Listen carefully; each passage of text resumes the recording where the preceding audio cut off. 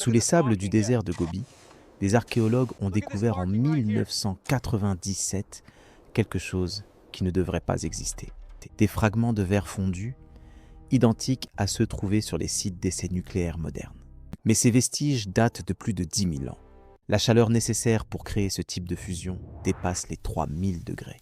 Aucune forge ancienne, aucun volcan naturel ne peut produire cela. Pourtant, le verre est là, témoin silencieux d'un événement cataclysmique que personne n'ose nommer. Les Sumériens parlaient même du déluge qui a détruit le monde d'avant. Les Mayas gravèrent dans la pierre les dates exactes des fins du monde précédentes. Les aborigènes australiens transmettaient oralement le souvenir d'un continent englouti. Les Hopis d'Amérique décrivaient 3 mondes anéantis avant le nôtre. Ces peuples, séparés par des océans entiers, des milliers d'années d'histoire, racontaient tous la même tragédie. L'humanité n'en est pas à sa première tentative. Les preuves ne se trouvent pas seulement dans les mythes. Elles reposent au fond des océans, ensevelies sous des kilomètres de sédiments, pétrifiées dans des couches géologiques que la officielle refuse d'examiner. Des cités englouties au large de l'Inde et du Japon, des pyramides submergées dans les Caraïbes, des structures mégalithiques érigées avec une précision que notre technologie moderne peine à reproduire. Chaque découverte pose la même question terrifiante. Si ces civilisations étaient si avancées, pourquoi ont-elles disparu? Et surtout, pourquoi personne ne nous en parle? La réponse se cache dans les archives les plus secrètes du monde, dans les manuscrits interdits que le Vatican garde sous clé depuis des siècles, dans les tablettes sumériennes que les musées refusent d'exposer. Car voici la vérité que les puissants ne veulent pas que vous découvriez. Notre civilisation n'est pas la première. Elle n'est même pas la deuxième. Et tout indique qu'elle ne sera pas la dernière. Imaginez que tout ce qu'on vous a enseigné sur l'histoire de l'humanité est une construction délibérée. Que la ligne droite et progressive que vous avez apprise à l'école, celle qui va des cavernes à la conquête spatiale, n'est qu'un mensonge soigneusement orchestré. Que les preuves d'une réalité bien différente existent, mais qu'elles ont été systématiquement enfouies, détruites ou cachées dans des archives auxquelles vous n'aurez jamais accès, ce n'est pas une théorie. C'est un fait documenté que les institutions les plus puissantes du monde ont tout intérêt à maintenir secret. En 1994, un archéologue britannique nommé Graham Hancock a publié un livre qui allait bouleverser sa carrière. Il y présentait des preuves irréfutables de civilisations avancées, existant bien avant la date officielle acceptée par la communauté scientifique. Les réactions ne se sont pas fait attendre. Les universités l'ont ostracisé. Les revues académiques ont refusé de publier ses recherches. Ses conférences ont été annulées. Pourquoi une telle violence contre un homme qui ne faisait que présenter des données archéologiques vérifiables? Parce qu'il avait touché à quelque chose d'interdit. Il avait osé remettre en question le dogme de la progression linéaire de l'humanité. Mais Hancock n'était pas le premier.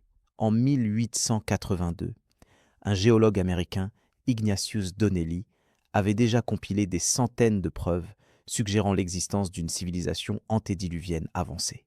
Son œuvre monumentale contenait des références de croisées de mythes du monde entier, tous racontant la même histoire. Une grande civilisation engloutie par les eaux. Les académiciens de l'époque l'ont traité de charlatan.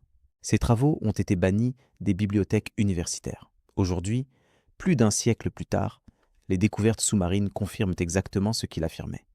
Mais son nom reste absent des manuels d'histoire. Vous devez comprendre quelque chose de fondamental. L'histoire que vous connaissez a été filtrée, éditée, censurée. Chaque manuel scolaire que vous avez lu a été approuvé par des commissions qui décident ce qui peut être enseigné et ce qui doit être ignoré. Chaque musée que vous avez visité expose moins de 5% de ses collections. Le reste demeure dans des réserves où le public n'est jamais admis. Pourquoi?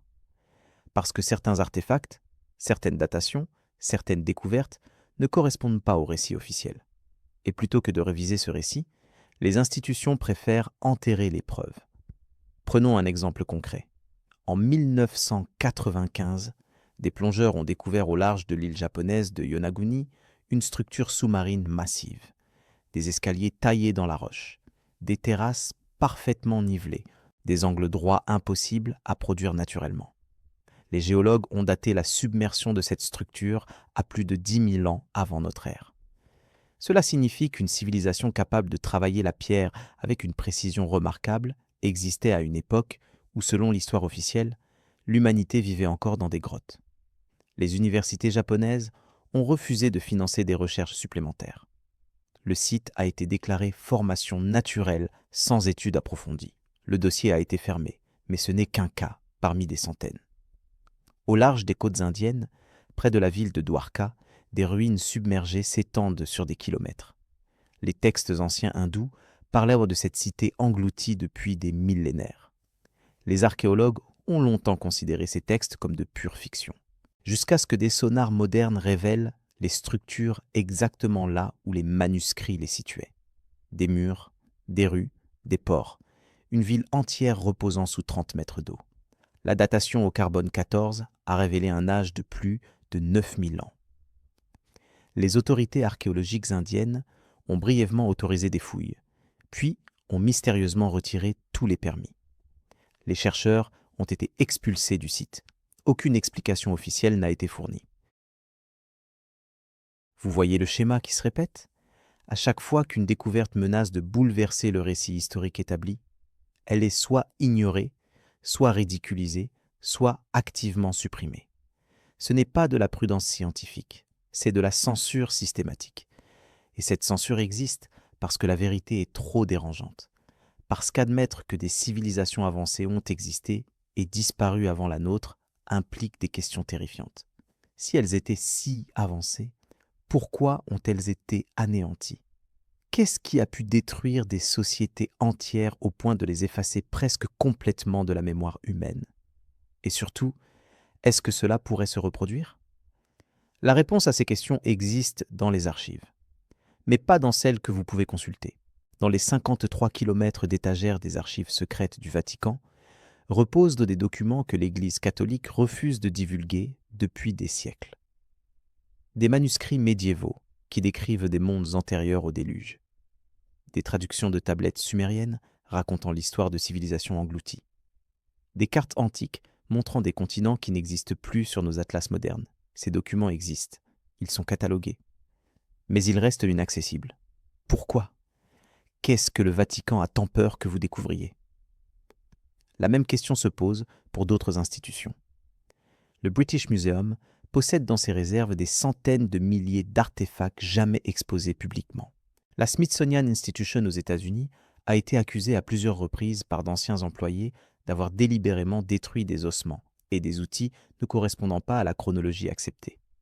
Des chercheurs ont témoigné sous serment avoir reçu l'ordre de jeter dans l'océan des crânes humains datant de périodes incompatibles avec l'évolution standard. Ces témoignages existent, ils ont été enregistrés, mais ils n'ont jamais été investigués par les autorités compétentes. Vous devez vous demander pourquoi tant d'efforts sont déployés pour maintenir une version unique de l'histoire humaine. La réponse est simple mais brutale. Le pouvoir dépend du contrôle du récit. Si vous contrôlez ce que les gens croient de leur passé, vous contrôlez ce qu'ils imaginent de leur futur. Si l'humanité accepte l'idée qu'elle progresse linéairement vers un avenir meilleur, elle reste passive, confiante dans les institutions qui la guident. Mais si les gens découvrent que des civilisations entières ont été rayées de la carte, que l'humanité a dû recommencer à zéro au moins 7 fois, alors la confiance s'effondre. Les questions surgissent. Qui nous dit que notre civilisation ne va pas connaître le même sort ? Qui décide de ce qui doit être su et de ce qui doit être oublié ? Les géologues savent que la Terre a connu des cataclysmes d'une ampleur inimaginable. Des extinctions massives où 90% de la vie a disparu. Des inversions du champ magnétique terrestre, des impacts d'astéroïdes, des éruptions volcaniques si massives qu'elles ont plongé la planète dans un hiver de plusieurs années. Ces événements sont documentés dans les strates géologiques. Ils ne sont pas contestés. Mais ce que l'on refuse d'admettre, c'est que certains de ces cataclysmes se sont produits alors que des civilisations humaines existaient déjà. Que ces civilisations ont été détruites. Que leurs survivants ont dû reconstruire à partir de rien. Et que nous sommes les descendants de ces survivants. Les preuves sont partout, si vous savez où regarder. Les mythes du déluge existent dans plus de 500 cultures à travers le monde. Les Sumériens, les Babyloniens, les Grecs, les Hindous, les Chinois, les peuples d'Amérique du Sud et du Nord, tous racontent la même histoire. Un monde détruit par les eaux, une poignée d'humains sauvés, une humanité recommençant depuis le début.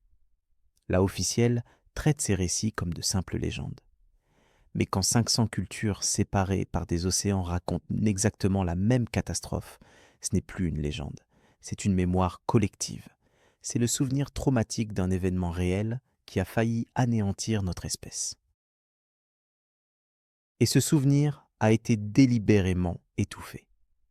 Parce qu'il pose des questions auxquelles les institutions ne veulent pas répondre. Parce qu'il révèle une vérité que les puissants préfèrent garder cachée. La vérité que notre civilisation n'est pas le sommet de l'évolution humaine. Que nous ne sommes pas les premiers à avoir atteint ce niveau de développement. Que d'autres avant nous ont construit des cités, développé des technologies, créé des œuvres d'art magnifiques, et que tout cela a été effacé, balayé par des forces que nous ne comprenons toujours pas complètement, des forces qui pourraient très bien se manifester à nouveau. Il y a 12 800 ans, quelque chose d'innommable s'est produit. La température globale de la planète a chuté de 15 degrés en l'espace de quelques décennies. Des glaciers ont englouti des continents entiers en moins d'un siècle. Des espèces qui avaient survécu pendant des millions d'années se sont éteintes en quelques générations. Les mammouths laineux, ces géants qui dominaient les steppes d'Eurasie, ont été retrouvés gelés instantanément, de la nourriture encore dans leur bouche. Ce niveau de congélation rapide nécessite des températures descendant à moins de 150 degrés en quelques heures. Aucun processus naturel connu ne peut produire cela. Les géologues appellent cet événement le Dryas récent. Ils l'attribuent vaguement à des changements dans les courants océaniques, mais cette explication ne tient pas face aux preuves. Les carottes de glace du Groenland montrent que le changement climatique a été brutal, catastrophique, et d'une violence que notre civilisation moderne ne pourrait pas survivre. Les arbres dont les anneaux de croissance ont été analysés montrent des déformations compatibles avec une exposition à des radiations intenses. Des dépôts de nanodiamants, qui ne se forment que sous des pressions et des températures extrêmes, ont été découverts dans des strates datant exactement de cette période. Ces nanodiamants sont identiques à ceux trouvés sur les sites d'impact météoritique. Un chercheur américain, le géologue Randall Carlson, a passé 40 ans à cartographier les cicatrices laissées par cet événement. Il a identifié des marques d'érosion massive sur tout le continent nord-américain, des canaux creusés par des inondations d'une ampleur inimaginable, des roches arrachées et transportées sur des centaines de kilomètres. Le volume d'eau nécessaire pour produire ces formations dépasse celui de tous les grands lacs réunis, libérés en quelques jours. Quand Carlson a présenté ses recherches aux conférences géologiques, on lui a ri au nez. On l'a accusé d'être un catastrophiste, un alarmiste. Pourtant, ces données étaient irréfutables. Ce que les académiciens refusent d'admettre, c'est que ce cataclysme n'a pas été le premier. Les archives géologiques révèlent au moins 7 extinctions massives dans les derniers 100 000 ans. 7 périodes où la vie sur Terre a été presque complètement anéantie. Chaque fois, l'humanité a survécu de justesse. Chaque fois, elle a dû recommencer depuis le début. Et chaque fois, la mémoire de ce qui s'était passé avant a été presque entièrement effacée. Seuls quelques mythes, quelques légendes transmises oralement à travers les millénaires ont préservé le souvenir de ces catastrophes. Les Sumériens, la plus ancienne civilisation dont nous ayons des traces écrites, parlaient du déluge comme d'un événement réel. Leurs tablettes décrivent avec une précision troublante la montée des eaux, la destruction totale du monde connu et la survie d'une poignée d'humains qui ont reconstruit la civilisation. Ces tablettes ne sont pas des métaphores religieuses. Elles contiennent des détails techniques sur la construction d'embarcations, sur les provisions nécessaires pour survivre, sur les zones géographiques épargnées. Ce sont des manuels de survie rédigés par ceux qui ont vécu l'Apocalypse. Mais les Sumériens n'étaient pas les seuls. Les Égyptiens parlaient d'un temps avant les pharaons, quand des dieux régnaient sur la terre pendant des milliers d'années. La liste royale de Turin, un papyrus datant du XIIIe siècle avant notre ère, énumère une succession de souverains divins dont les règnes totalisent plus de 36 000 ans avant le premier pharaon humain. Les égyptologues modernes rejettent cette chronologie comme mythologique. Pourtant, les Égyptiens eux-mêmes la considéraient comme historique. Ils la gravaient dans la pierre avec la même précision qu'ils utilisaient pour dater les règnes des pharaons ultérieurs. Les Mayas, de l'autre côté de l'océan Atlantique, racontaient exactement la même histoire. Leur calendrier cosmique divisait l'histoire en cycles de 5125 ans. Selon leur tradition, nous vivons actuellement dans le 5e monde. Les 4 précédents ont été détruits. Le premier par des jaguars, le deuxième par des ouragans, le troisième par une pluie de feu, le quatrième par un déluge. Ces descriptions ne sont pas des métaphores, elles correspondent à des événements géologiques réels, des impacts météoritiques, des éruptions volcaniques massives, des tsunamis géants, des changements climatiques catastrophiques. Les aborigènes d'Australie conservent des traditions orales remontant à plus de 65 000 ans. Leurs chants décrivent avec précision des événements géologiques que la moderne vient tout juste de confirmer. Ils parlent d'une époque où le niveau de la mer était beaucoup plus bas, quand on pouvait marcher jusqu'à la Tasmanie. Ils décrivent des volcans qui sont maintenant éteints depuis des dizaines de milliers d'années. Ces connaissances ont été transmises oralement, de génération en génération, pendant une durée qui dépasse l'existence de toute civilisation écrite. Et parmi ces chants, il y a des récits de catastrophes qui ont failli anéantir leurs ancêtres. Alors, pourquoi la officielle refuse-t-elle d'accepter ces témoignages? Pourquoi traite-t-elle ces récits comme de simples mythes quand ils correspondent parfaitement aux données géologiques? La réponse est dérangeante. Admettre que l'humanité a vécu ces cataclysmes, que des civilisations entières ont été anéanties, obligerait à réécrire complètement l'histoire. Cela impliquerait que nos ancêtres étaient bien plus avancés que nous le pensons, que la progression de la civilisation n'a pas été linéaire mais cyclique, que nous pourrions nous aussi être anéantis comme ceux qui nous ont précédés. Les preuves physiques de ces cataclysmes sont partout. Dans le désert du Sahara, on trouve des ossements d'hippopotames et de crocodiles. Cela signifie qu'il y a moins de 10 000 ans, le Sahara était une jungle luxuriante traversée par des rivières. Le changement qui l'a transformé en désert a été rapide et brutal. Des forêts entières ont été englouties sous les sables en quelques siècles.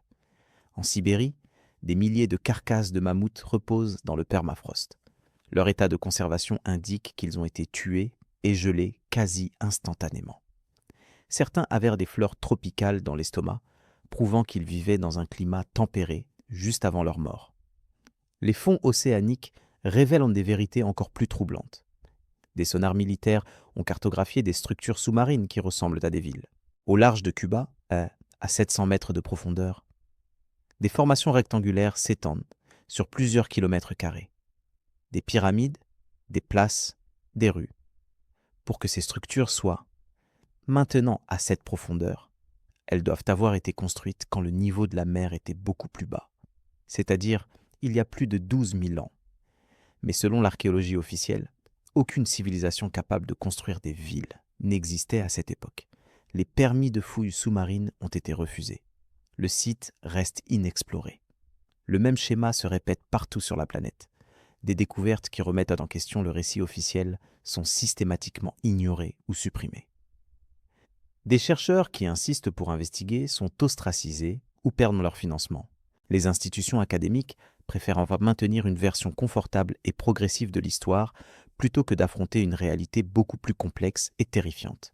Une réalité où l'humanité a failli disparaître à plusieurs reprises, où des civilisations avancées ont été rayées de la carte sans laisser presque aucune trace, où notre propre survie dépend de forces cosmiques que nous ne comprenons pas et ne pouvons pas contrôler. Le cataclysme du Dryas récent n'était pas une anomalie. C'était simplement le plus récent d'une longue série de catastrophes qui ont ponctué l'histoire humaine. Les carottes de glace de l'Antarctique montrent des pics de poussière et de cendres volcaniques répétés tous les 10 à 15 000 ans. Les strates géologiques révèlent des couches de destruction massives, séparées par des périodes de stabilité relative. Ces cycles sont documentés. Ils sont mesurables. Mais ils sont exclus du récit historique standard parce qu'ils impliquent une vérité que personne ne veut entendre. Ce qui s'est produit avant peut se reproduire. Et quand cela arrivera, notre civilisation disparaîtra comme toutes celles qui l'ont précédée.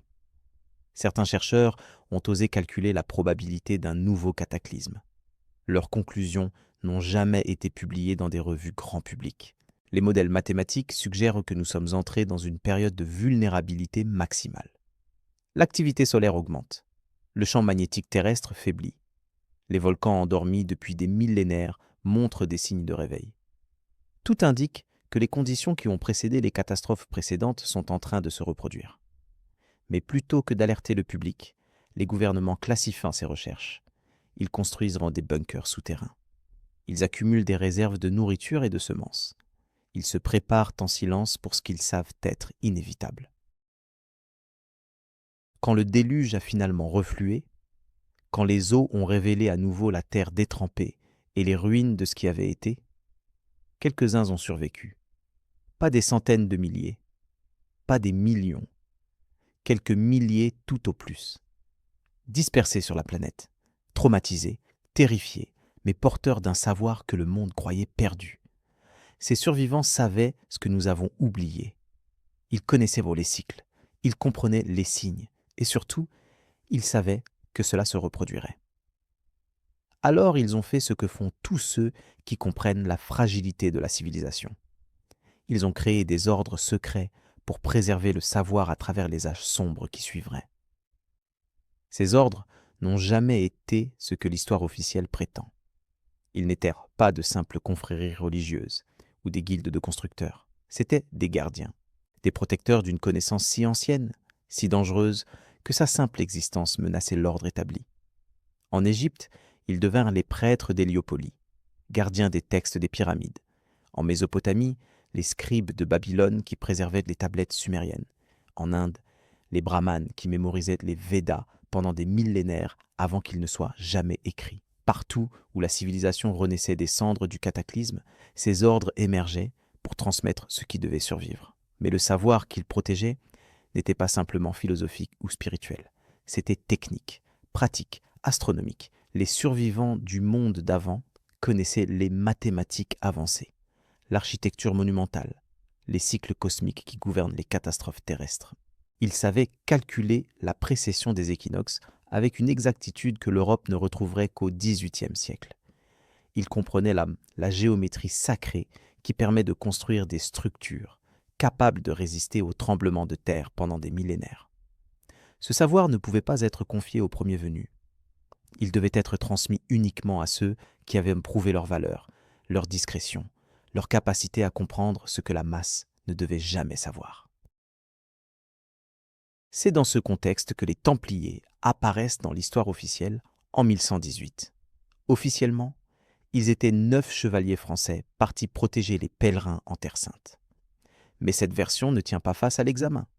9 hommes pour protéger des milliers de pèlerins sur des centaines de kilomètres de routes dangereuses. Impossible. De plus, pendant leurs 9 premières années d'existence, les Templiers n'ont protégé aucun pèlerin. Ils ont passé ce temps à fouiller sous le temple de Salomon à Jérusalem. Ils creusaient, ils cherchaient, et ils ont trouvé quelque chose qui allait transformer ces 9 chevaliers obscurs en l'ordre le plus puissant et le plus redouté d'Europe. Ce qu'ils ont découvert sous le temple reste officiellement un mystère, mais les actions qui ont suivi leur retour en Europe parlent d'elles-mêmes. En quelques années, les Templiers sont devenus immensément riches, pas par des donations pieuses, mais par une compréhension soudaine de la finance, de l'architecture, de l'ingénierie qui dépassait de loin celle de leurs contemporains. Ils ont construit des cathédrales utilisant des principes mathématiques que les architectes européens ne maîtrisaient pas. Ils ont établi le premier système bancaire international. Ils ont créé des codes de navigation qui permettaient de traverser les océans avec une précision inconnue à l'époque. D'où venait ce savoir? Pas de 9 chevaliers illettrés. Il venait de ce qu'ils avaient trouvé sous le temple. Les manuscrits templiers qui ont survécu à leur destruction révèlent des connaissances troublantes. Des cartes montrant des continents que l'Europe n'était pas censée connaître. Des traités d'astronomie décrivant des planètes invisibles à l'œil nu. Des textes architecturaux expliquant comment construire des structures alignées sur des constellations spécifiques. Ces documents ne correspondaient à rien de ce qui était enseigné dans l'Europe médiévale. Ils ressemblaient plutôt aux connaissances des anciennes civilisations. Comme si les Templiers avaient là trouvé une bibliothèque préservée depuis avant le déluge.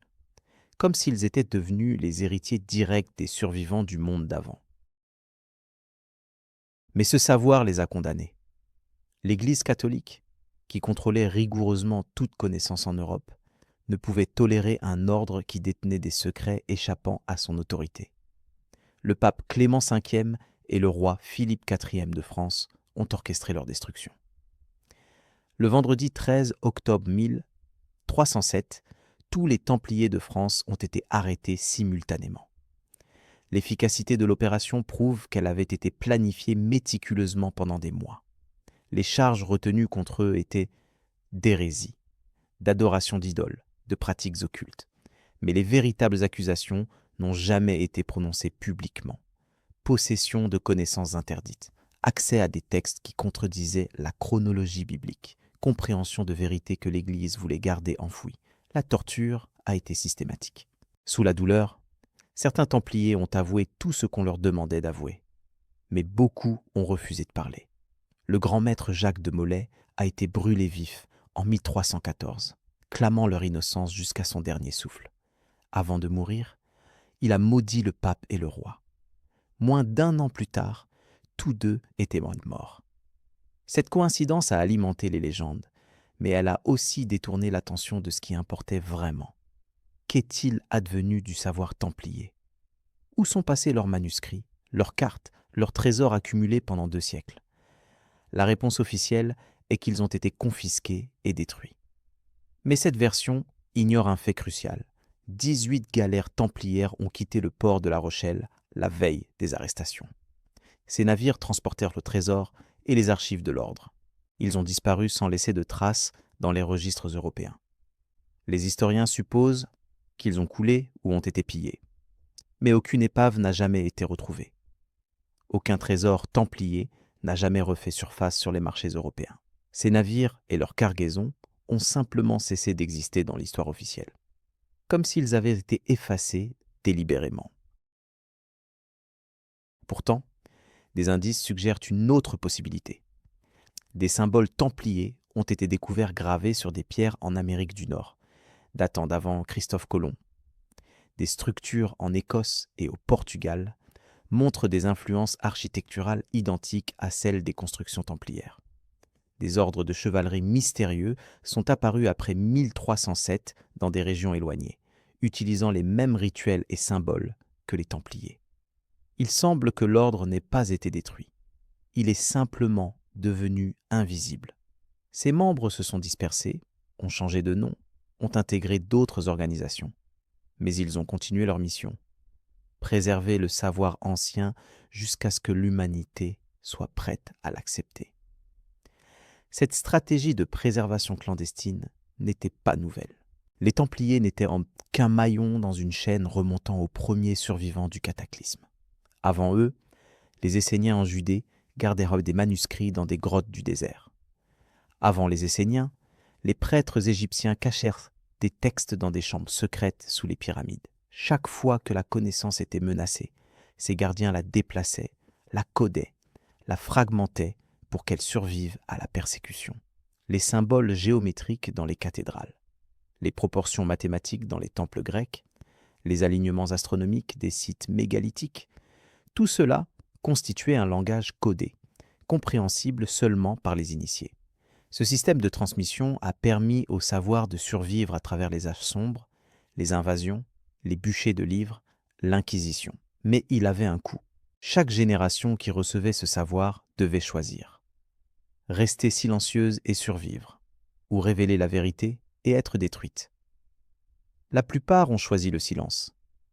Quelques-uns ont tenté de partager ce qu'ils savaient. Giordano Bruno a été brûlé vif en 1600 pour avoir affirmé que l'univers était infini et que d'autres mondes existaient. Galilée a été forcé d'abjurer ses découvertes sous menace de torture. Des centaines d'autres dont les noms n'apparaissent même pas dans les livres d'histoire ont été éliminés pour avoir osé remettre en question le récit officiel. Aujourd'hui, ces ordres existent toujours. Ils ont évolué, changé de forme, mais leur mission reste identique, Ils opèrent dans les universités, les sociétés archéologiques, les institutions financières. Certains sont reconnaissables par leurs symboles anciens. D'autres sont complètement invisibles, identifiables seulement par les connaissances qu'ils possèdent.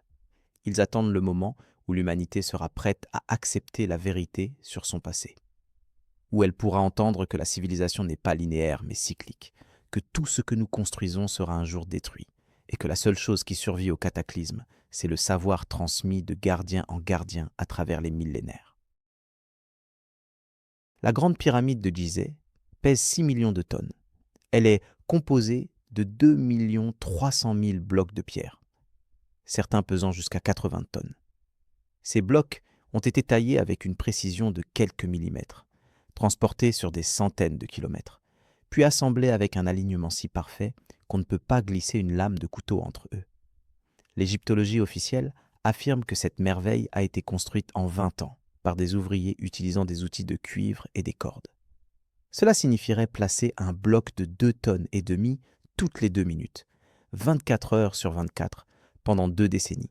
Cette explication n'est pas seulement improbable, elle est mathématiquement impossible.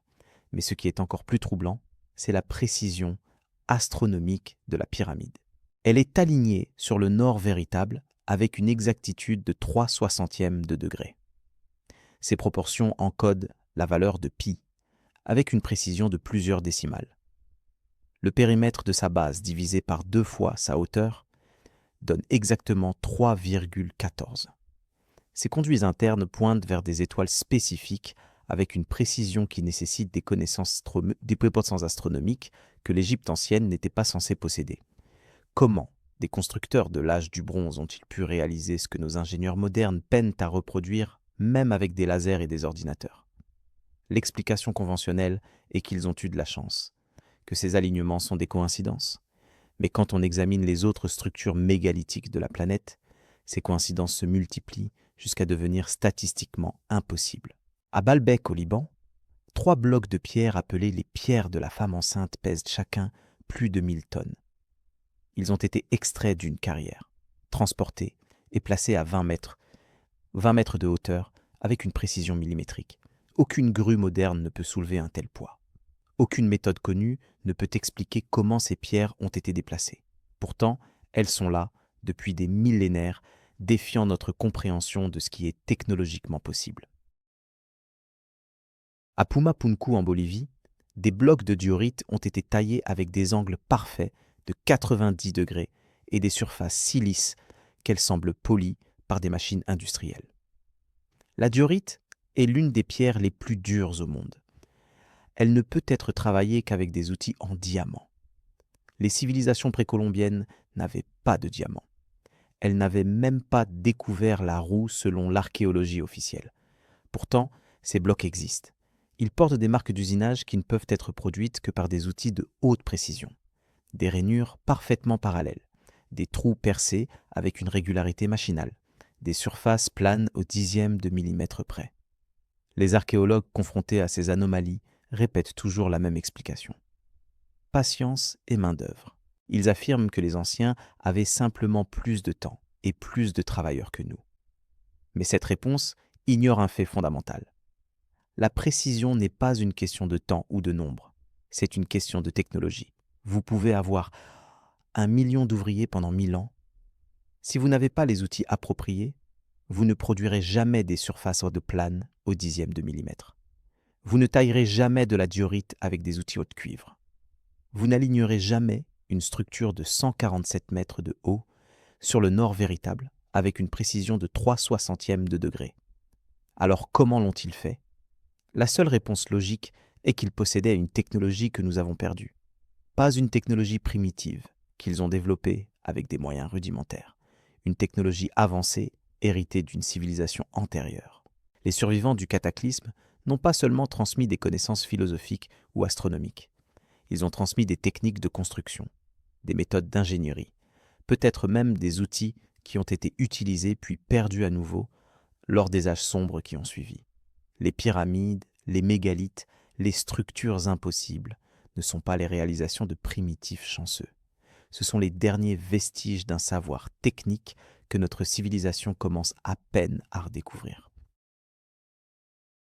Ce savoir incluait l'astronomie à un niveau que nous considérons comme moderne. Les Mayas calculaient les cycles de Vénus avec une précision supérieure à celle de nos télescopes du XIXe siècle. Les Égyptiens connaissaient la précession des équinoxes, un cycle astronomique de 26 000 ans qui nécessite des observations continues pendant des millénaires. Les constructeurs de Stonehenge avaient même créé un ordinateur mécanique capable de prédire les éclipses lunaires et solaires avec une exactitude troublante. Ces connaissances ne peuvent pas être acquises par l'observation occasionnelle du ciel. Elles nécessitent des générations d'astronomes, des instruments de mesure précis et une compréhension mathématique sophistiquée. La cartographie ancienne révèle des anomalies encore plus dérangeantes. La carte de Piri Reis, dessinée en 1513, montre la côte de l'Antarctique sans glace, telle qu'elle apparaissait il y a plus de 6000 ans. L'Antarctique n'a été découvert officiellement qu'en 1820. Comment une carte turque du XVIe siècle pouvait-elle montrer un continent inconnu des Européens? Et surtout, comment pouvait-elle le représenter sans sa calotte glaciaire? Piri Reis lui-même a écrit dans les marges qu'il avait compilé sa carte à partir de sources anciennes, certaines datant du temps d'Alexandre le Grand. Ces sources décrivaient le monde avec une précision que la civilisation médiévale ne possédait pas. D'autres cartes montrent le même phénomène. La carte d'Oronteus-Phinéeus de 1531 représente l'Antarctique avec des rivières et des montagnes à l'intérieur du continent. Ces caractéristiques géographiques sont maintenant sous 2 km de glace. Elles ne peuvent être vues qu'avec des sonars modernes. Pourtant, elles apparaissent sur une carte dessinée il y a 500 ans. La carte de Buache de 1754 montre l'Antarctique divisée en 2 masses terrestres séparées par un détroit. Cette division existe réellement sous la glace. Elle a été confirmée par les expéditions polaires du XXe siècle. Comment un cartographe français du XVIIIe siècle pouvait-il connaître la géographie sous-glaciaire de l'Antarctique? La seule explication cohérente est que ces cartes ont été copiées de sources beaucoup plus anciennes, des sources créées quand l'Antarctique était libre de glace, quand une civilisation possédant les moyens techniques d'explorer et de cartographier le monde entier existait encore. Cette civilisation a disparu, mais ces cartes ont survécu, copiées et recopiées à travers les millénaires, leurs origines oubliées, mais leurs informations préservées. Les cartographes médiévaux ne comprenaient pas ce qu'ils copiaient. Ils reproduisaient simplement les lignes et les formes des cartes anciennes, sans réaliser qu'elles représentaient un monde antérieur au déluge. Cette technologie perdue incluait également la métallurgie avancée. Le pilier de fer de Delhi en Inde date du 5e siècle de notre ère. Il pèse 6 tonnes et mesure 7 mètres de haut. Ce qui le rend extraordinaire, c'est qu'il ne rouille pas. Malgré 16 siècles d'exposition aux moussons et à l'humidité, le pilier reste intact sans la moindre trace de corrosion. L'analyse métallurgique a révélé une pureté du fer et une composition chimique que nous ne pouvons reproduire qu'avec des fours modernes à très haute température. Comment des forgerons du 5e siècle ont-ils créé un alliage que nos ingénieurs peinent à dupliquer? Les Incas utilisaient une technique de taille de pierre qui reste mystérieuse. À Cusco et à Ollantaytambo, des blocs de plusieurs tonnes s'emboîtent avec une précision si parfaite qu'ils ont survécu à des tremblements de terre qui ont détruit les constructions espagnoles ultérieures. Ces blocs ne sont pas rectangulaires. Ils ont des formes irrégulières avec des dizaines de facettes, chacune s'ajustant parfaitement au bloc voisin. Créer un tel assemblage nécessite une compréhension géométrique tridimensionnelle et une capacité à modéliser les formes avec une précision que seuls les ordinateurs modernes peuvent atteindre. Les Incas n'avaient ni ordinateur, ni même un système d'écriture. Pourtant, leur mur défie toute explication rationnelle. Ce qui est systématiquement ignoré, c'est que les Incas eux-mêmes affirmaient qu'ils n'avaient pas construit ces structures. Leurs légendes parlent d'une race de géants qui avaient bâti les cités de pierre avant le déluge. Les Incas se contentaient de réutiliser et de restaurer ce qui avait été construit par leurs prédécesseurs. Cette affirmation est rejetée comme mythologique, mais quand on examine les structures de près, on voit 2 styles de construction radicalement différents. Les fondations sont massives, cyclopéennes, réalisées avec une précision impossible. Les parties supérieures, ajoutées par les Incas, sont maladroites, approximatives, clairement l'œuvre d'une civilisation technologiquement inférieure, essayant d'imiter ce qu'elle ne comprenait pas. Partout où nous regardons, nous trouvons les mêmes indices, des connaissances qui ne devraient pas exister, des techniques qui n'ont pas pu être développées avec les moyens disponibles, des structures qui défient nos capacités modernes. La conclusion logique est inévitable. Nos ancêtres n'étaient pas des primitifs ignorants progressant lentement vers la civilisation. Ils étaient les survivants d'une catastrophe qui avait détruit une civilisation technologiquement avancée. Ils ont préservé ce qu'ils pouvaient. Ils ont transmis ce qu'ils savaient. Mais chaque génération perdait un peu plus. Les techniques devenaient des rituels. Les connaissances devenaient des mythes. Et finalement, nous avons oublié que nous savions autrefois bien plus que ce que nous croyons avoir découvert. Il existe un cycle que les astronomes modernes connaissent, mais dont personne ne parle publiquement. Tous les 26 000 ans, l'axe de rotation de la Terre complète un mouvement lent et inexorable appelé précession des équinoxes. Ce phénomène fait que les constellations visibles changent progressivement au fil des millénaires. Le pôle nord céleste, qui pointe actuellement vers l'étoile Polaris, décrira un cercle complet dans le ciel avant de revenir à sa position initiale dans 26 000 ans. Ce cycle est si lent qu'une vie humaine ne peut en observer qu'une fraction infime. Pour le documenter, il faudrait des observations continues sur des millénaires. Pourtant, les civilisations anciennes le connaissaient avec une précision terrifiante.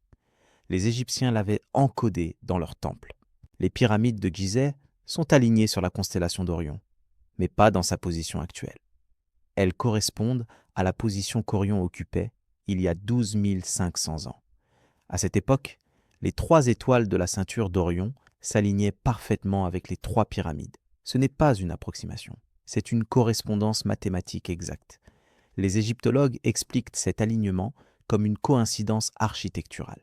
Mais expliquer cette précision par le hasard revient à affirmer qu'un ordinateur moderne a été créé accidentellement par l'érosion d'un rocher. C'est absurde. Les Égyptiens savaient exactement ce qu'ils faisaient.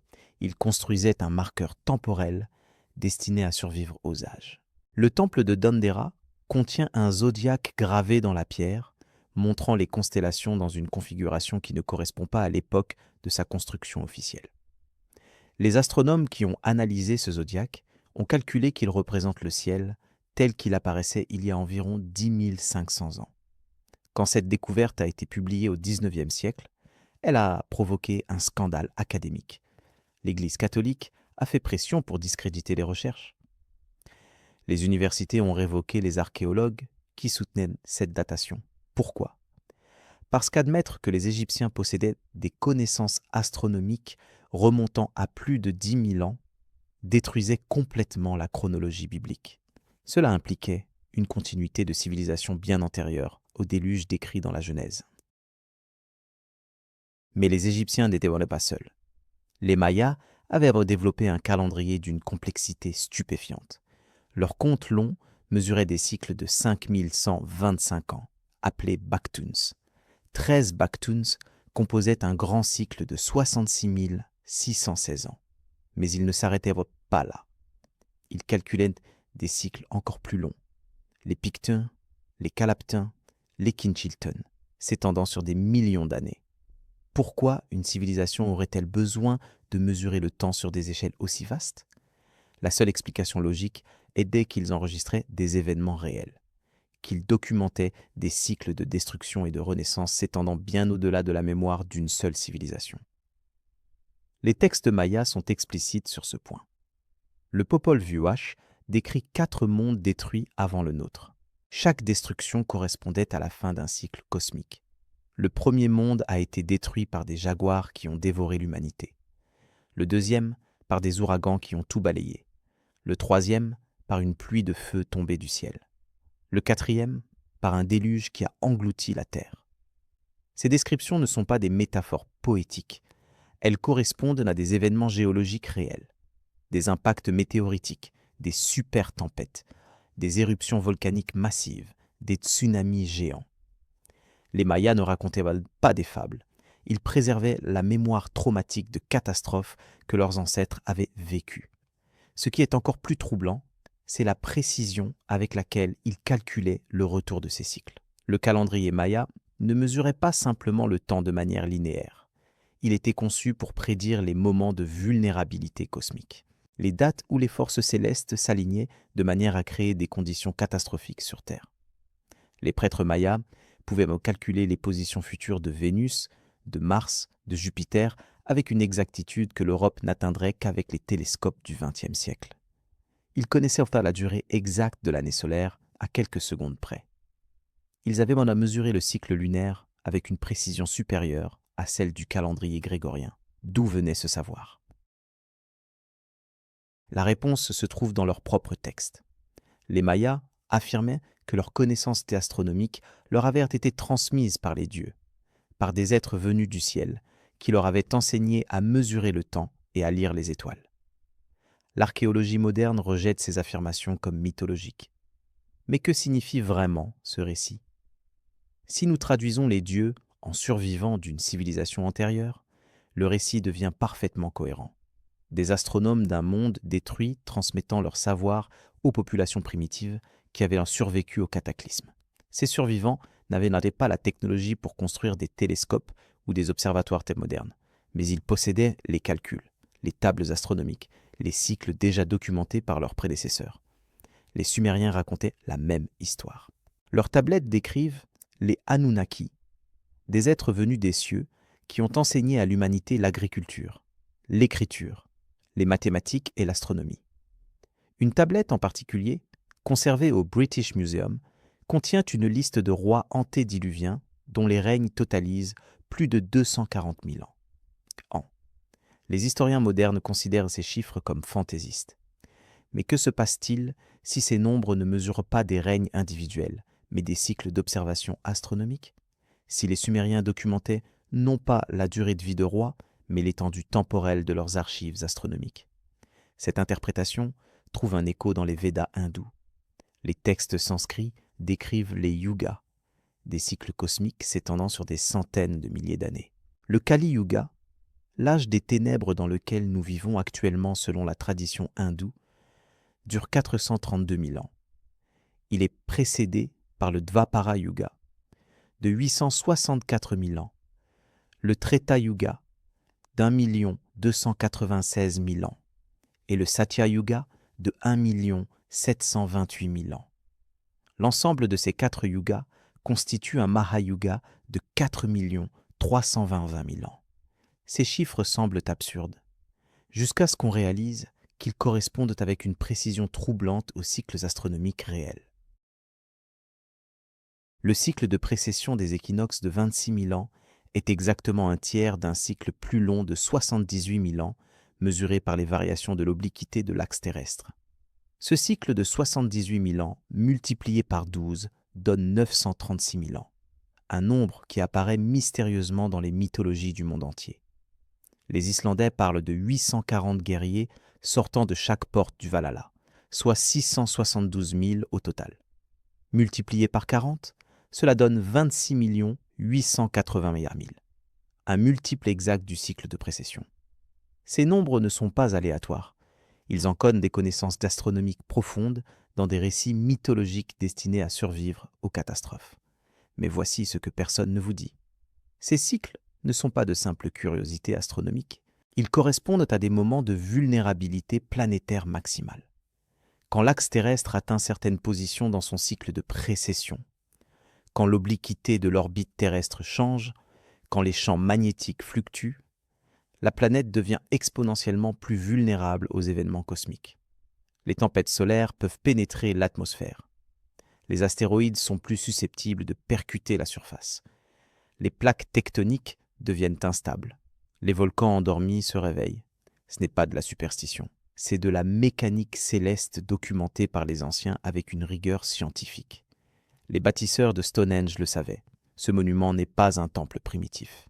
C'est un ordinateur astronomique conçu pour calculer les positions du Soleil et de la Lune à travers les cycles de précession. Les pierres sont positionnées pour marquer les solstices, les équinoxes, les éclipses lunaires et solaires. Mais elles encodent également des cycles beaucoup plus longs. Des chercheurs ont découvert que l'ensemble de la structure peut être utilisé pour prédire les positions stellaires sur des périodes de plusieurs milliers d'années. Qui avait besoin de telles prédictions? Certainement pas des fermiers néolithiques préoccupés par la prochaine récolte. Seuls ceux qui comprenaient que la survie de l'humanité dépendait de la prédiction des cycles catastrophiques auraient investi autant d'efforts dans une telle construction. Aujourd'hui, cette connaissance existe toujours, mais elle est fragmentée, classifiée, accessible uniquement à une élite restreinte. Les agences spatiales surveillent les cycles solaires avec une intensité que le public ne soupçonne pas. Les géophysiciens mesurent les fluctuations du champ magnétique terrestre et constatent qu'il s'affaiblit à un rythme alarmant. Les astronomes suivent les astéroïdes géocroiseurs et savent que nous avons évité plusieurs impacts catastrophiques de justesse au cours des dernières décennies. Tout cela est documenté, mais ces informations sont présentées de manière rassurante, fragmentaire, dépourvue de contexte historique. Parce que si le public comprenait que nous approchons d'un point critique dans le cycle cosmique, que toutes les conditions qui ont précédé les catastrophes précédentes sont en train de se réaligner, la panique serait totale. Les anciens avaient compris quelque chose que nous avons oublié, que le temps n'est pas linéaire, qu'il est cyclique, que tout ce qui s'est produit se reproduira, que les civilisations naissent, prospèrent, deviennent arrogantes et sont finalement détruites par des forces cosmiques qu'elles ne peuvent ni contrôler ni arrêter. Ils ont encodé cette compréhension dans leur calendrier, leurs monuments, leurs mythes. Ils ont tout fait pour que leurs descendants se souviennent, mais nous avons choisi d'oublier. Nous préférons croire au progrès linéaire, à la sécurité permanente, à notre supériorité technologique. Et pendant que nous nous berçons de cette illusion confortable, les cycles continuent, inexorables, indifférents à nos croyances, se rapprochant du moment où l'histoire se répétera une fois de plus. 53 km d'étagères. C'est l'étendue officielle des archives secrètes du Vatican. 53 km de documents accumulés pendant 2000 ans, entreposés dans des salles souterraines sous la cité du Vatican. L'accès est strictement contrôlé. Seuls quelques chercheurs triés sur le volet peuvent consulter une infime fraction des documents, et uniquement ceux datant de plus de 75 ans. Les manuscrits les plus anciens, ceux qui remontent au 1er siècle de l'Église, restent complètement inaccessibles. Officiellement, c'est pour les préserver. Mais pourquoi protéger des documents vieux de 15 siècles alors que des textes plus fragiles du IIIe siècle sont exposés dans des musées publics? La vérité est que ces archives contiennent des documents qui contredisent brutalement l'histoire officielle de l'humanité. Des manuscrits confisqués pendant l'Inquisition. Des traductions de textes sumériens et babyloniens réalisées par les premiers érudits chrétiens. Des cartes antiques montrant des continents disparus. Des chroniques médiévales décrivant des découvertes archéologiques qui ne correspondent pas à la chronologie biblique. Tout ce qui menaçait le récit contrôlé par l'Église a été systématiquement collecté, catalogué et enterré dans ces kilomètres de rayonnage interdit. Les papes successifs ont maintenu cette politique de censure pendant des siècles, parce qu'admettre l'existence de ces documents signifierait admettre que l'Église a délibérément menti sur l'histoire de l'humanité. Un exemple concret a filtré en 1947. Un chercheur italien a obtenu l'autorisation exceptionnelle de consulter des manuscrits templiers confisqués après leur destruction en 1307. Parmi ces documents se trouvait un traité d'architecture décrivant des techniques de construction utilisées pour édifier les cathédrales gothiques. Mais ce traité ne datait pas du XIVe siècle. Il était une copie d'un texte beaucoup plus ancien, mentionnant explicitement des sources remontant à l'Égypte antique. Le manuscrit contenait des diagrammes montrant l'utilisation de proportions géométriques basées sur le nombre d'or, des calculs de résistance des matériaux et des méthodes d'alignement astronomique. Ce savoir n'était pas médiéval. Il avait été transmis depuis une époque bien antérieure. Quand le chercheur a tenté de publier ses découvertes, son accès aux archives a été immédiatement révoqué. Les photocopies qu'il avait réalisées ont été confisquées. L'Église a affirmé que les documents étaient mal datés, qu'il s'agissait d'erreurs de transcription. Mais le chercheur avait vu les manuscrits originaux. Il avait analysé le parchemin, l'encre, le style calligraphique. Il savait que ce qu'il avait découvert était authentique.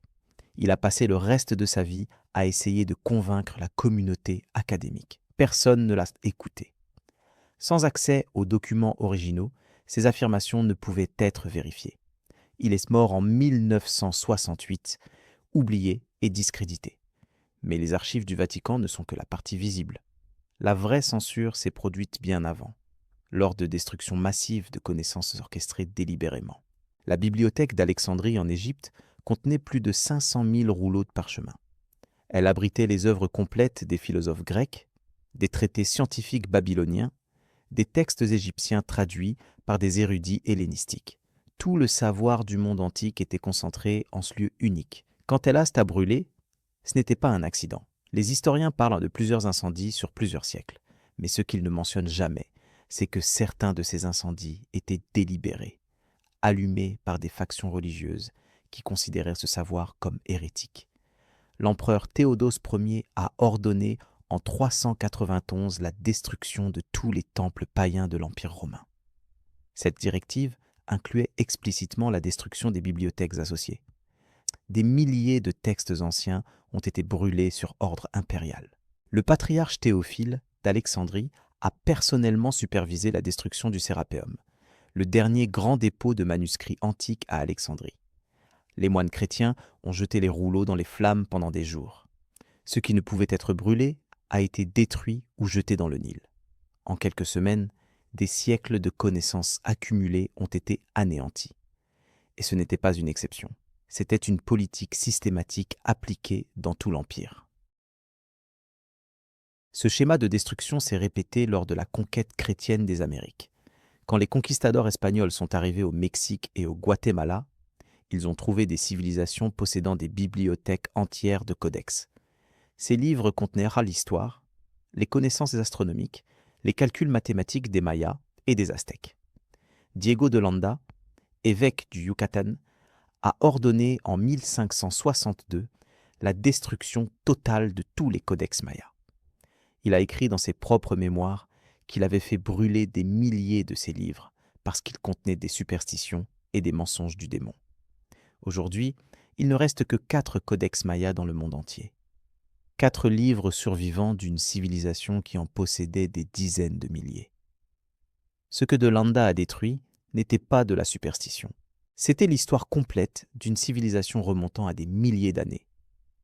Les codex contenaient des tables astronomiques d'une précision extraordinaire, des calculs de cycles cosmiques s'étendant sur des millions d'années, des récits détaillés des mondes précédents et de leur destruction. Tout ce savoir a été réduit en cendres parce qu'il ne correspondait pas au récit biblique, parce qu'il prouvait que des civilisations avancées existaient bien avant la date de création du monde selon la Genèse, parce qu'il révélait que l'humanité avait vécu et survécu à des catastrophes que l'Église voulait maintenir dans le domaine du mythe.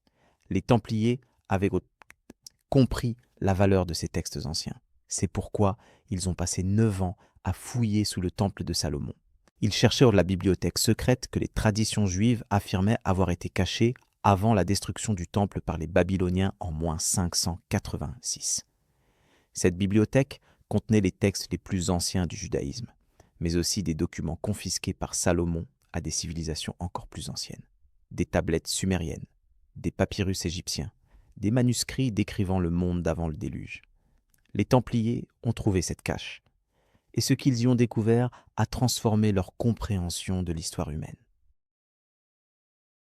Ce savoir explique leur ascension fulgurante.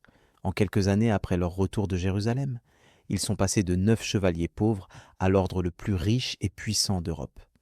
Ils ne se sont pas enrichis par le pillage ou les donations pieuses. Ils possédaient des connaissances que personne d'autre n'avait.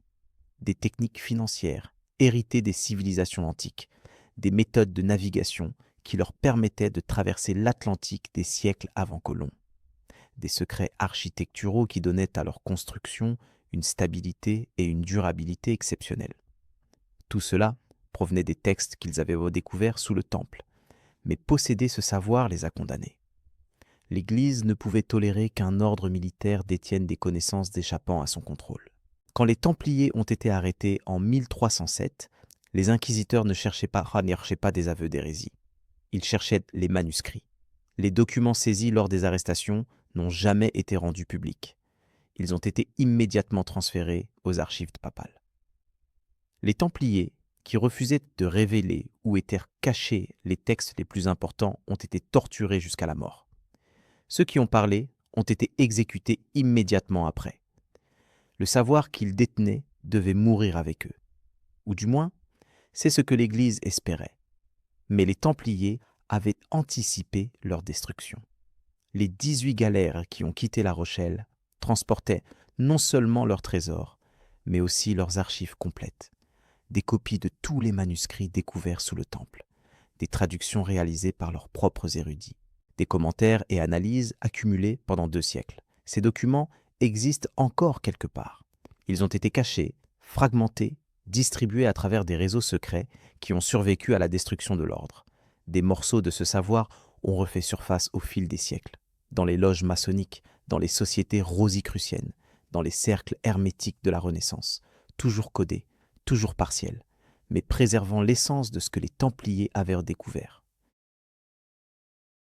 Aujourd'hui, le Vatican continue cette politique de censure. Les demandes d'accès aux sections les plus anciennes des archives sont systématiquement refusées. Les chercheurs qui insistent trop voient leurs carrières académiques détruites. Des fuites occasionnelles révèlent l'existence de documents extraordinaires. Des lettres de Ponce Pilate à l'empereur Tibère décrivant la crucifixion avec des détails qui ne correspondent pas aux évangiles. Des rapports d'explorateurs médiévaux décrivant des terres à l'ouest de l'Atlantique bien avant Colomb. Des traités astronomiques arabes traduits au XIe siècle décrivant le système solaire héliocentrique 5 siècles avant Copernic. Tous ces documents existent dans les archives. Aucun n'a été officiellement publié.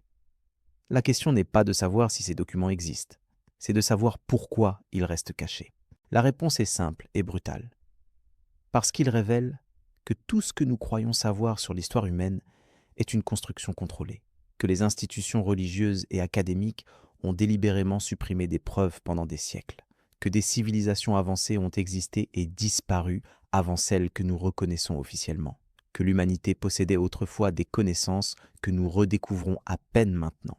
Admettre cela signifierait admettre que le récit de progression linéaire est un mensonge, que nous ne sommes pas le sommet de l'évolution humaine, mais simplement les derniers survivants d'un cycle qui se répète depuis des dizaines de milliers d'années. Et cette vérité, les gardiens du savoir officiel ne sont pas prêts à la révéler. Alors ils continuent de garder les portes fermées. Ils continuent de classifier les documents. Ils continuent de discréditer ceux qui posent d'abord trop de questions. Parce que tant que les preuves restent enterrées dans 53 km d'archives interdites, ils peuvent maintenir l'illusion. Ils peuvent continuer à contrôler ce que vous croyez de votre passé. Et tant qu'ils contrôlent votre passé, ils contrôlent votre futur. Les documents existent, la vérité est là, cataloguée et préservée. Mais elle restera dans l'ombre jusqu'à ce que le système qui bénéficie de son secret s'effondre. Et peut-être que cet effondrement est plus proche que nous le pensons. Le champ magnétique terrestre s'affaiblit. Ce n'est pas une théorie. C'est une mesure scientifique réalisée continuellement depuis 1838. En 2 siècles, l'intensité du champ a diminué de 10%. Mais ce qui est vraiment alarmant, c'est que le rythme d'affaiblissement accélère. Au cours des 20 dernières années, la perte a été 5 fois plus rapide que durant le XIXe siècle. Les géophysiciens savent ce que cela signifie. Le champ magnétique terrestre est en train de se préparer à s'inverser.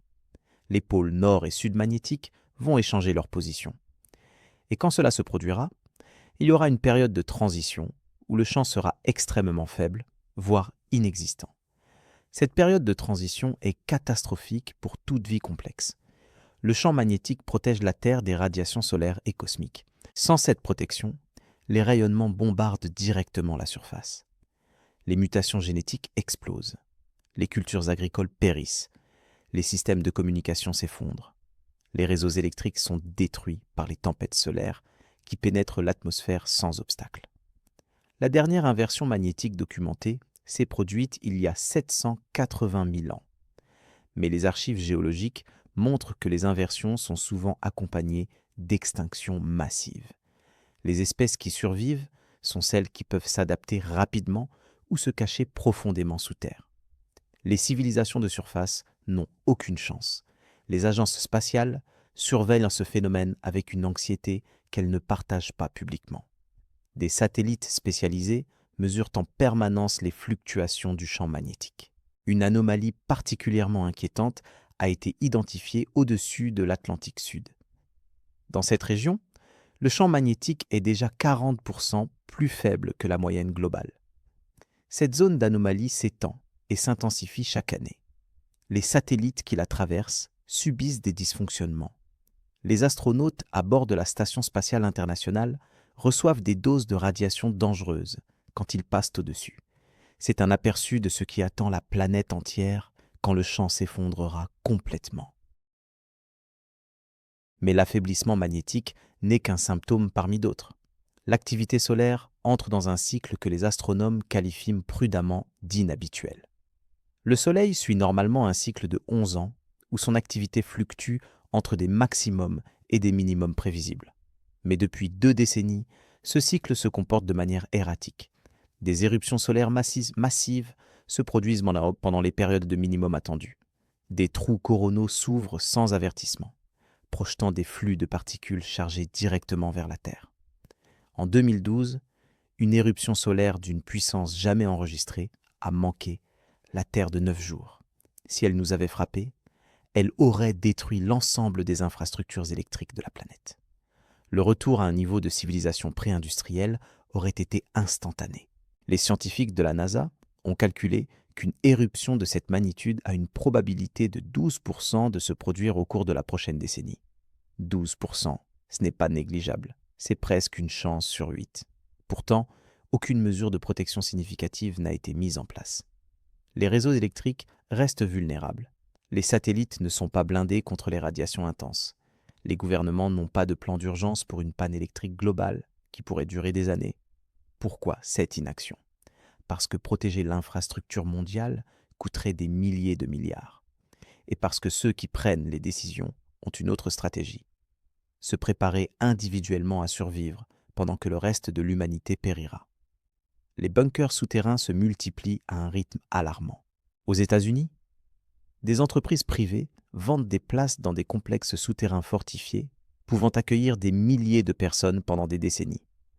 Ces installations disposent de leurs propres sources d'énergie, de systèmes de purification d'air et d'eau, de réserves de nourriture pour 50 ans. Le coût d'une place ? Entre 1 et 5 millions de dollars. Seules les élites peuvent se le permettre. Des milliardaires de la Silicon Valley achètent des terrains en Nouvelle-Zélande et y construisent pour des refuges ultramodernes. Des anciens hauts fonctionnaires gouvernementaux investissent dans des propriétés souterraines en Patagonie. Ils savent quelque chose que le public ignore, et ils se préparent. Le gouvernement américain possède des installations souterraines depuis la guerre froide, mais l'échelle de construction récente dépasse de loin ce qui était justifié par la menace nucléaire. Le complexe de Cheyenne Mountain a été massivement agrandi. De nouveaux bunkers ont été construits sous Denver, sous Washington, sous des dizaines d'autres sites classifiés. Les budgets de ces projets sont cachés dans des programmes noirs inaccessibles au contrôle parlementaire. Des milliards sont dépensés pour créer des villes souterraines capables d'abriter les dirigeants gouvernementaux, les militaires essentiels et les scientifiques sélectionnés. Le public ne fait pas partie de l'équation de survie. Quand le cataclysme viendra, les portes se fermeront et ceux qui resteront à la surface affronteront seuls ce qui arrive. Les signes géologiques s'accumulent également. Le nombre de tremblements de terre majeurs a augmenté de manière statistiquement significative au cours des 20 dernières années. L'activité volcanique s'intensifie partout sur la planète. Des volcans endormis depuis des siècles montrent des signes de réveil. Le Vésuve en Italie, le mont Rainier aux États-Unis, les volcans islandais dont les éruptions perturbent régulièrement le trafic aérien européen. Mais le plus inquiétant est le supervolcan de Yellowstone. Cette caldeira massive couvre des milliers de kilomètres carrés. Quand elle entrera en éruption, et les géologues affirment que c'est une question de quand et non de si, elle projettera assez de cendres dans l'atmosphère pour bloquer le soleil pendant des années. Un hiver volcanique s'installera. Les températures chuteront globalement, les récoltes échoueront partout simultanément. Les simulations informatiques de cette éruption prédisent d'abord la mort de 90% de la population humaine dans les 2 premières années. Pas par l'éruption elle-même, par la famine qui suivra. Les réserves alimentaires mondiales représentent moins de 3 mois de consommation. Quand les récoltes cesseront, quand les systèmes de distribution s'effondreront, la civilisation se désintégrera en semaines. Les villes deviendront des zones de guerre. Les gouvernements perdront le contrôle. Seuls ceux qui se seront préparés, ceux qui possèdent des réserves protégées et des refuges défendables, auront une chance de survivre. Et même pour eux, les probabilités sont minces. Ce scénario n'est pas de la fiction. C'est la projection la plus probable basée sur les données géologiques actuelles. Yellowstone entre en éruption environ tous les 600 000 ans. La dernière éruption majeure remonte à 640 000 ans. Nous sommes en retard dans le cycle. Le sol de la caldeira se soulève de plusieurs centimètres par an. Les sources chaudes montrent des températures anormalement élevées. Les troupeaux de bisons quittent la région comme s'ils sentaient un danger imminent. Tous les signes précurseurs sont présents. Pourtant, les autorités minimisent systématiquement les risques. Elles affirment que l'éruption pourrait ne pas se produire avant des milliers d'années. Mais elles savent que ce n'est pas vrai. Elles mentent pour éviter la panique. Le climat lui-même se comporte de manière qui rappelle étrangement les descriptions des cataclysmes anciens. Les températures globales fluctuent de manière erratique. Des vagues de chaleur sans précédent alternent avec des vagues de froid polaire. Les courants océaniques ralentissent. Le Gulf Stream, qui maintient l'Europe occidentale habitable, montre des signes de déstabilisation. Si ce courant s'effondre, et certains océanographes estiment que cela pourrait se produire en moins d'une décennie, les températures en Europe chuteront de 10 à 15 degrés. Londres aura le climat de Reykjavik, Paris celui d'Oslo. Des millions de personnes devront migrer vers le sud pour survivre. Les infrastructures s'effondreront sous la charge de conditions pour lesquelles elles n'ont pas été conçues. Ces changements ne sont pas graduels. C'est ce que les données climatiques révèlent, mais que les modèles officiels refusent d'admettre. Les transitions climatiques majeures ne prennent pas des siècles. Elles se produisent en décennies, parfois en années. Les carottes de glace du Groenland montrent que lors du dryas récent, la température a chuté de 15 degrés en moins de 10 ans. Une génération a vu le monde se transformer d'un climat tempéré en conditions glaciaires. Nous observons actuellement des fluctuations qui suivent le même schéma. Des changements qui devraient prendre des siècles se produisent en quelques années. Le système climatique planétaire est en train de basculer vers un nouvel état d'équilibre. Et ce basculement ne sera pas doux. Les anciens avaient documenté ces signes précurseurs. Les tablettes sumériennes décrivent les cieux devenant rouges. Les textes mayas parlent de tremblements de terre croissants avant la fin du monde. Les prophéties aztèques mentionnent le soleil devenant violent. Toutes ces descriptions correspondent exactement à ce que nous observons maintenant. L'affaiblissement magnétique permettant plus de radiation de pénétrer l'atmosphère, créant des aurores à des latitudes inhabituelles. L'augmentation de l'activité sismique signalant une déstabilisation du manteau terrestre. Les éruptions solaires s'intensifiant alors que notre étoile entre dans une phase active de son propre cycle long. Tous les éléments du cataclysme précédent sont en train de se réaligner.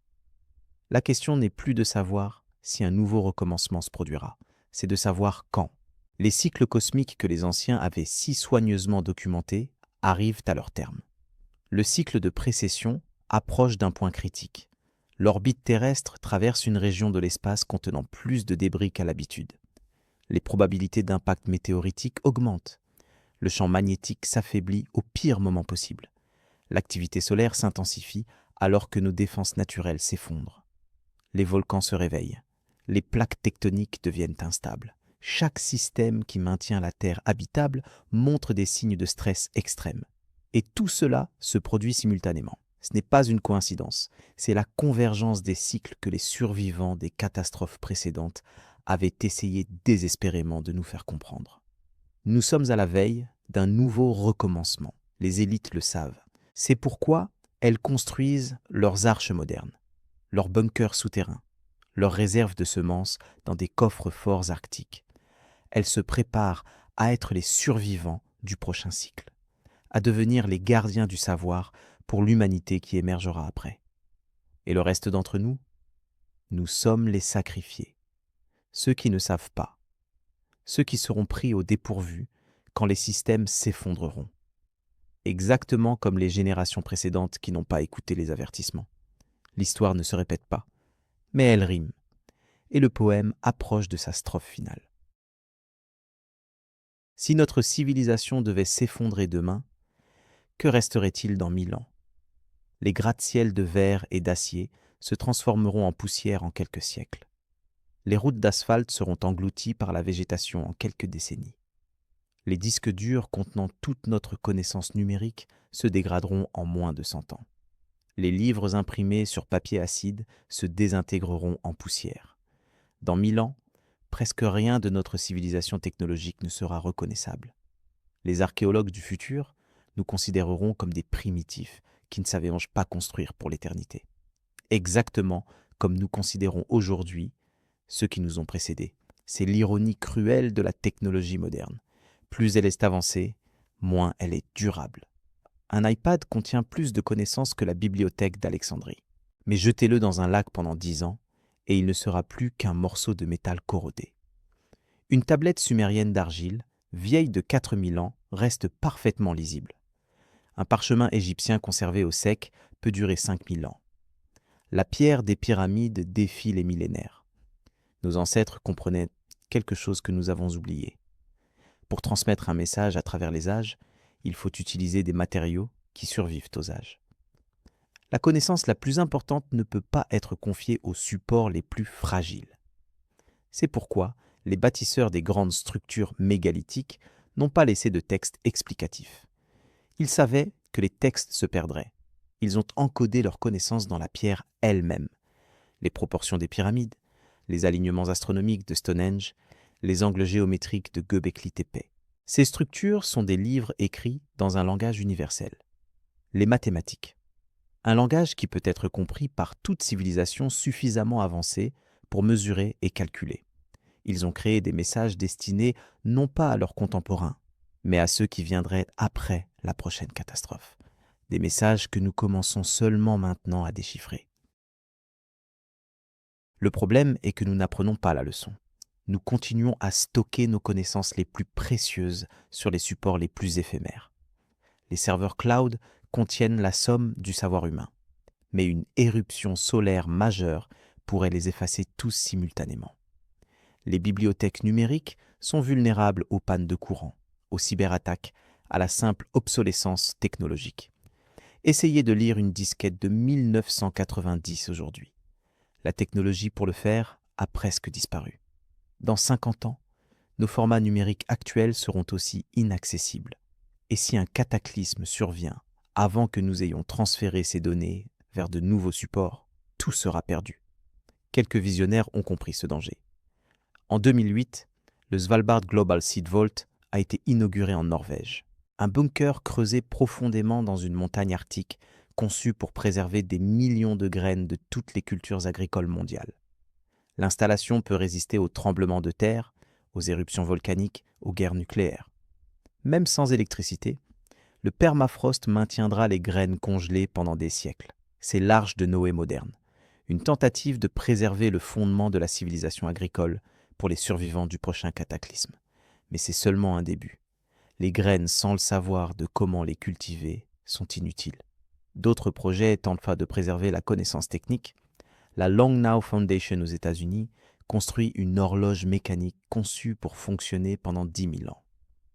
Elle est enfermée dans une montagne au Texas, construite en acier inoxydable et en titane. Son mécanisme n'utilise aucune électronique, seulement des engrenages et des contrepoids. Elle est accompagnée de disques gravés contenant des connaissances fondamentales en physique, chimie, astronomie, gravés, non pas imprimés. Lisibles sans technologie. C'est un message aux civilisations futures. Nous existions, nous savions, nous avons essayé de vous transmettre ce qui importait. Mais ces efforts sont dérisoires comparés à l'ampleur de ce qui doit être préservé. Comment transmettre la compréhension de la physique quantique sans laboratoire? Comment enseigner la médecine moderne sans équipement? Comment expliquer l'ingénierie informatique à des survivants qui n'auront pas d'électricité? La civilisation moderne est tellement interconnectée, tellement dépendante de technologies complexes, qu'elle ne peut pas être reconstruite par morceaux. Si vous perdez un élément critique, toute la chaîne s'effondre. Les survivants d'un cataclysme majeur ne retourneront pas au XIXe siècle. Ils retourneront directement à l'âge de pierre. C'est exactement ce qui s'est produit lors des effondrements précédents. Les survivants du déluge possédaient des fragments de connaissances de la civilisation d'avant. Ils se souvenaient de concepts, d'idées, de principes. Mais sans l'infrastructure pour les appliquer, ces connaissances sont devenues des mythes. Les récits de machines volantes sont devenus des dieux dans les cieux. Les descriptions de villes autour touchant le ciel sont devenues la légende de Babel. Les souvenirs de médecine avancée sont devenus des rituels de guérison magique. Génération après génération, la compréhension s'est dégradée jusqu'à ce qu'il ne reste que des échos déformés de ce qui avait été su. Alors que devons-nous préserver? Pas la technologie. La technologie est trop fragile, trop dépendante de ressources et d'infrastructures qui disparaîtront. Ce qui doit être préservé, c'est la méthode scientifique, le processus de questionnement, d'observation, d'expérimentation, de déduction. C'est ce qui permet à toute civilisation de redécouvrir la connaissance par elle-même. Donnez la méthode scientifique à des survivants et ils reconstruiront la physique, la chimie, la biologie. Cela prendra des siècles, mais ils y arriveront. Sans la méthode, ils stagneront dans la superstition pendant des millénaires. Les mathématiques doivent également être préservées. Non pas les équations complexes qui nécessitent que des années d'études pour être comprises. Les principes fondamentaux. La géométrie euclidienne, les nombres premiers, le concept de zéro, les bases du calcul. Ces outils mathématiques sont universels. Ils fonctionnent de la même manière partout dans l'univers. Une civilisation qui maîtrise les mathématiques peut reconstruire la physique. La physique mène à l'ingénierie. L'ingénierie reconstruit la technologie. Mais tout commence avec la compréhension que l'univers fonctionne selon des lois mathématiques immuables. L'astronomie doit être transmise avec une urgence particulière. Les survivants du prochain cataclysme devront comprendre les cycles cosmiques. Ils devront savoir que les catastrophes ne sont pas des punitions divines aléatoires, mais des événements prévisibles gouvernés par la mécanique céleste. S'ils comprennent les cycles, ils pourront peut-être se préparer. Ils pourront construire des refuges avant que le prochain déluge arrive. Ils pourront stocker des provisions avant le prochain hiver volcanique. La connaissance des cycles est littéralement la différence entre la survie et l'extinction. Mais comment transmettre tout cela? Les tablettes d'argile peuvent préserver des textes, mais qui garantit qu'elles seront trouvées? Qu'elles seront comprises? Les langues changent en quelques siècles. Les systèmes d'écriture deviennent indéchiffrables. Il a fallu 200 ans pour déchiffrer les hiéroglyphes égyptiens, et seulement parce que la pierre de Rosette fournissait une traduction. Sans cette chance extraordinaire, la langue de l'Égypte antique serait restée à jamais mystérieuse. Comment créer une pierre de Rosette pour une civilisation qui n'existe pas encore? Comment concevoir un message qui sera compris dans 10 000 ans par des gens dont nous ne pouvons pas imaginer la langue ou la culture? La réponse est peut-être dans ce que les anciens ont fait. Encoder la connaissance dans des structures qui ne peuvent pas être ignorées. Des pyramides si massives qu'elles dominent le paysage pendant des millénaires. Des alignements stellaires si précis qu'ils forcent l'observateur à reconnaître une intention. Des proportions géométriques si parfaites qu'elles crient l'existence d'un savoir mathématique. Ces structures sont des invitations à chercher plus profondément. Des panneaux indiquant « Ici se trouve quelque chose d'important ». Elles ne transmettent pas directement la connaissance, elles stimulent la curiosité. Et la curiosité mène à la découverte. Nous devrions faire de même. Construire des monuments conçus pour survivre 100 000 ans. Pas des statues commémoratives de politiciens oubliables. Des structures encodant des principes mathématiques et astronomiques fondamentaux. Des bibliothèques de pierre contenant des connaissances de gravés en symboles universels. Des chambres souterraines scellées remplies d'artefacts représentant le sommet de notre technologie. Protégées pour que les archéologues du futur puissent les étudier. Des capsules temporelles non pas pour la nostalgie, mais pour la survie de l'espèce. Mais nous ne le faisons pas. Nous sommes trop arrogants pour envisager notre propre disparition. Nous croyons que notre civilisation est permanente, que la technologie nous a rendus invulnérables aux forces qui ont détruit nos prédécesseurs. C'est exactement la même arrogance qui a condamné les civilisations précédentes. Elles aussi se croyaient invincibles. Elles aussi pensaient avoir conquis là. Et puis les cieux se sont assombris, les eaux se sont levées, la terre a tremblé, et tout ce qu'elles avaient construit s'est effondré, comme des châteaux de sable devant la marée. L'histoire de l'humanité n'est pas une progression linéaire vers un avenir radieux. C'est un cycle de montée et de chute, de renaissance et d'extinction. 7 fois au moins, peut-être davantage, notre espèce a failli disparaître. Chaque fois, une poignée de survivants a tout recommencé. Ils ont préservé ce qu'ils pouvaient, ils ont transmis ce qu'ils savaient, et lentement, douloureusement, la civilisation a émergé à nouveau des cendres, jusqu'à ce qu'elle atteigne un nouveau sommet, jusqu'à ce qu'elle devienne à nouveau arrogante, jusqu'à ce que le cycle se répète. Nous sommes maintenant au sommet d'un cycle, peut-être le plus haut que l'humanité ait jamais atteint. Mais les lois cosmiques ne se soucient pas de nos réalisations. Les cycles continueront. Le prochain cataclysme viendra. Et quand il viendra, tout ce que nous sommes, tout ce que nous avons construit, pourrait disparaître en une génération. La seule question qui importe vraiment, et c'est celle-ci. Qu'allons-nous laisser derrière nous? Quel héritage transmettrons-nous aux survivants qui émergeront dans un monde dévasté? Leur donnerons-nous les outils pour reconstruire plus vite, plus intelligemment? Ou les condamnerons-nous à errer dans les ruines de notre civilisation, incapables de comprendre ce que nous étions, condamnés à répéter nos erreurs? Le choix nous appartient encore, mais le temps s'épuise. Les signes sont tous là. Les cycles convergent. Le compte à rebours a commencé. Que ferons-nous de ce qui reste?